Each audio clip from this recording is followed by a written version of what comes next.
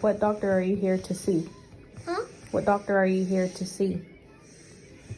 Listen. Lungs? Lungs. Huh? Dr. Fat. That's a five. Yes. For what? Listen. To listen. Listen. To listen. Not scary, right? No. No scary. How often do we come here?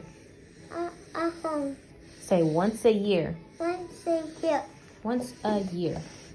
We see the lung doctor.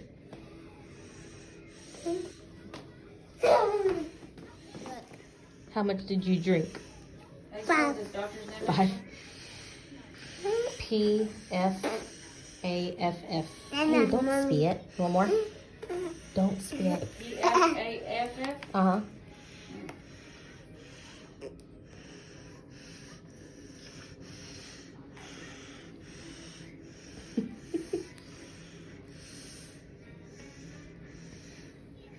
Yes. How has he been doing since then? He's been doing pretty well. We've had a couple ER visits, but just for his line. They just had to replace it, Right. like with a repair kit. But other than that, he's been pretty good. You smell good. Huh? You smell good. You been home very often? Yes. Yeah. Through the winter time, we usually do. Okay.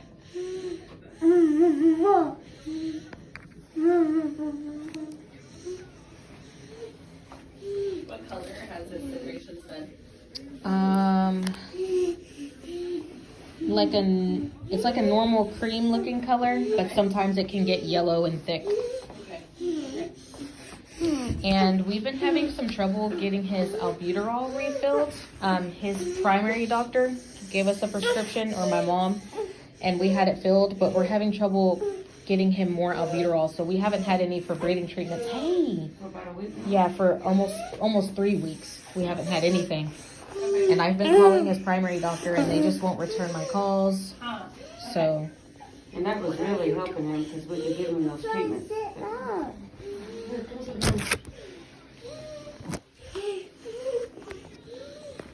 Slow down, look. 1, 2. yes. We try to keep him propped up on pillows, like from his shoulders up. Yes.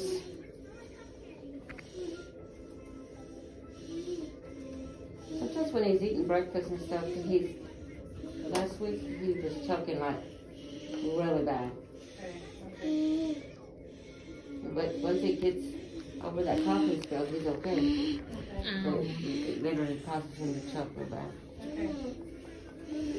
Come here and pick up your pencil. Has he sounded wheezy when it sounded like he's breathing through a coffee straw? Really? To you?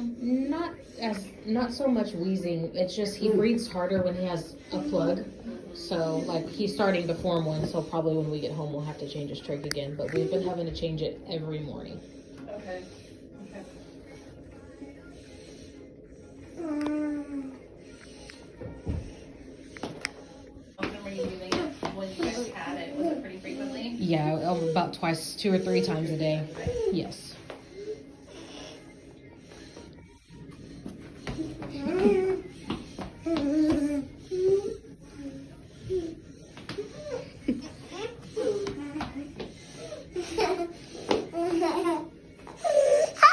Does it ever come? Don't get on that. You're gonna fall.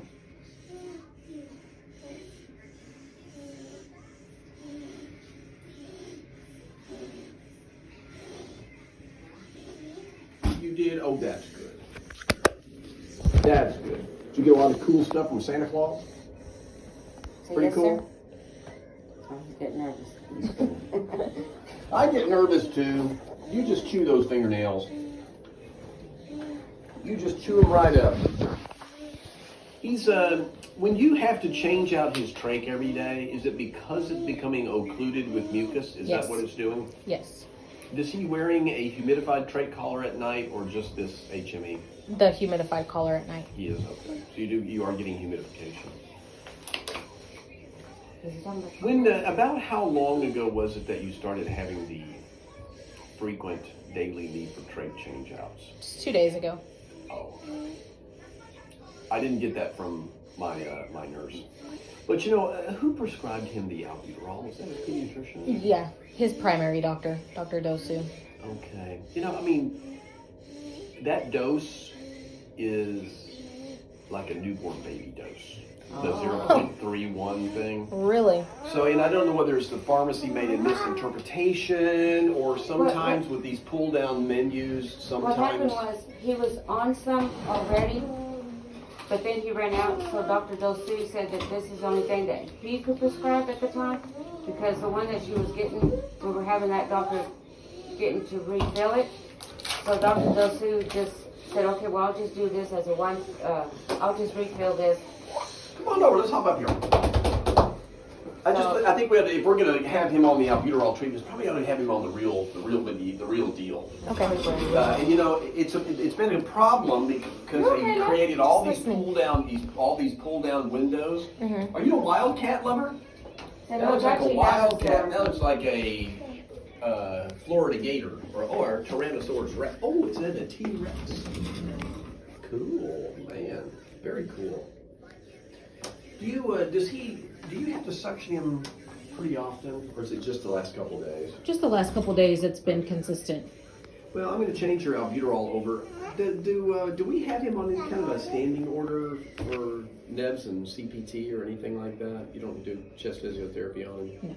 Okay. Just wondering if maybe the albuterol ought to just be going in a couple times a day to try to stay ahead of the secretions.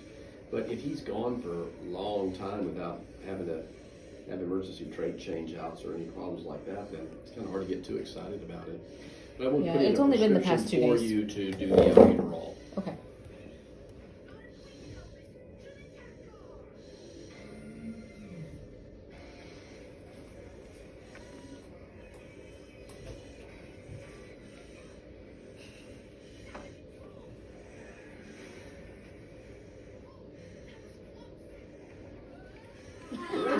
Perfect. Which ear do you want me to see first?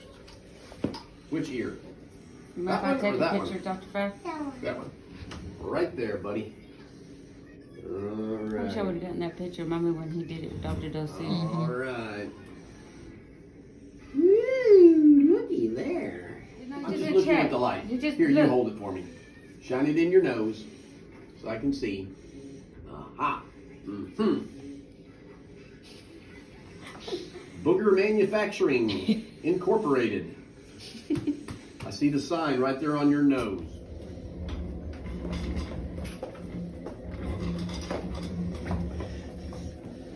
Okay, go back. Go.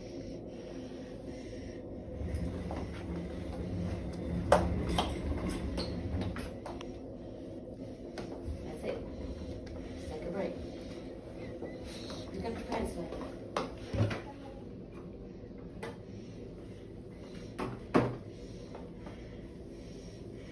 Thank you. What are you here for? What are you here for, love? Huh? What are you here for? How come you're here to see the doctor?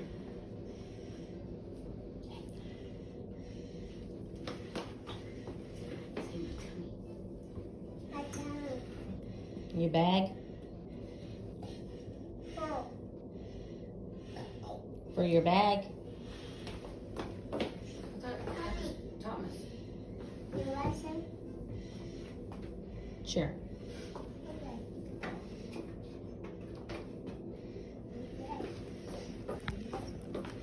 Thank you. Okay. Now put that together Yeah. like this. Rub my hands together like this. Sure. Huh? Sure. Where's my mom? Sure. Lorenzo, what else are you here for? I don't know. Your TPA and lipids. Why? He's gonna tell us if you can come off or not. We shall see, my friend. You getting more for Nana? Yes, sir. Yep.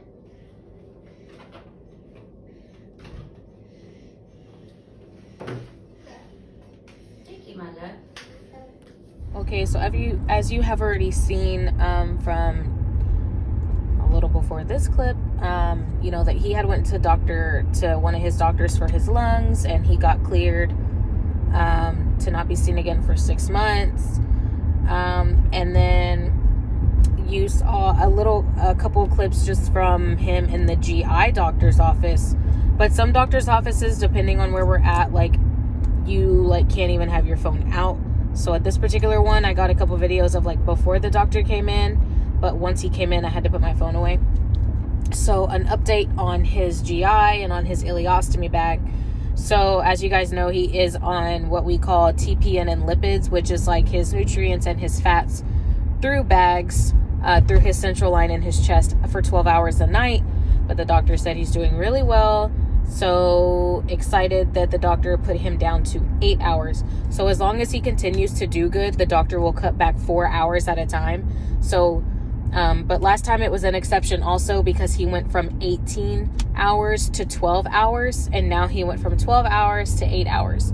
So hopefully during his 8-hour sessions, he does good for the next 3 months. And then we'll go back, and crossing our fingers, he'll either be confident enough to take him off of TPN and lipids completely, which means the central line gets to come out, or he'll go down to 4 hours and do that for a couple months and then potentially be taken off completely. So that's going to be a process, but I'm just glad it went down for the 4 hours this time because I just felt like he's been doing really, really good as far as like his appetite is up and he's eating all the time. So he's gaining consistent weight, which is awesome. And then he also did have a trach appointment, which I could not film like at all. But I will try for sure again next time, because next time it's more of like, it'll be the appointment that says whether she's going to for real try to take his trach out or not. So that one's going to be pretty exciting, I believe. So I am in traffic and I don't know if I'm recording my whole face or half my face or what. Okay, apparently like it's fine. But, so, with his trach appointment, nobody with a trach really is supposed to be decannulated, and decannulation means, you know, to take the trach out. That's what it means to decannulate, because it, like, you're cannulated and then they'll decannulate you. But, they don't really like to decannulate when, it's wintertime, because that's more like people are more prone to get sick and things in the wintertime. So that's like a bad idea to just have like that open hole. So she is planning on decannulating Lorenzo again, I believe in June, because we were supposed to do it. We did it in June the first time. It was just a no-go. Like, I did a story on that already. Like, it didn't work out. He wasn't able to breathe very well. His vocal cords stopped working again.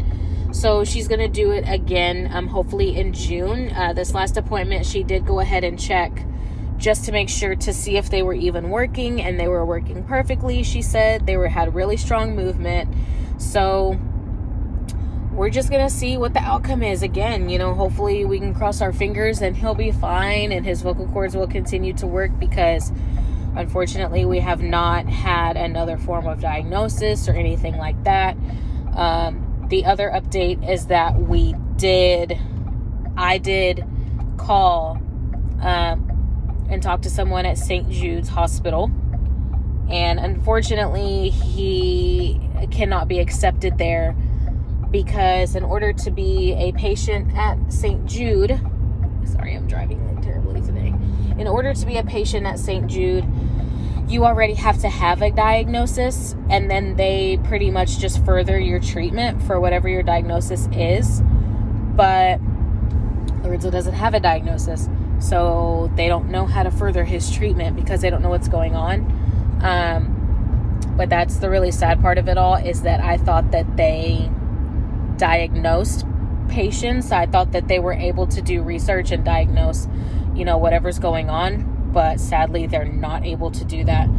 And then it sucks because, like, the hospital that my son, you know, currently goes to and that treats him, and where all his doctors are at, they are a very well-known hospital. People come from out of state to go to that hospital. People come from out of the country to come to bring their children to this hospital for this type of care. So I'm kind of up in the air at this point on what to do. I did buckle down about 2 weeks ago, and I spent half the day on my computer. I typed out long letters and things to Ellen. I typed to who else did I type to? People. I'm typing to every talk show that you can possibly think of, because I am not playing at this point. So I typed to Ellen and Dr. Oz, I think. The Real, I don't know what The Real could possibly do. I mean, I don't know, but I'm just trying to find sources somewhere for my son's sake, just to find something that could possibly, you know, get the word across. Somebody runs into this video, any video, somebody who can help. Somebody even told me about a show that this lady does where she diagnoses people, like on Netflix. So I typed to her, and crazy, she responded. And the most help I got from her was to take him to his primary care physician and get to get a diagnosis. And I was like, no shit. But I scratched her off the list because that was a no-go. But anyways, the more updates I get, the more updates I'll keep up with you guys. I know my videos aren't like extra interesting, but I do what I have to do because some people are interested in the updates. So I will be back with more updates as soon as I find out something. But I just pulled up to my cousin's house to dye her hair because I'm just good like that. Bye.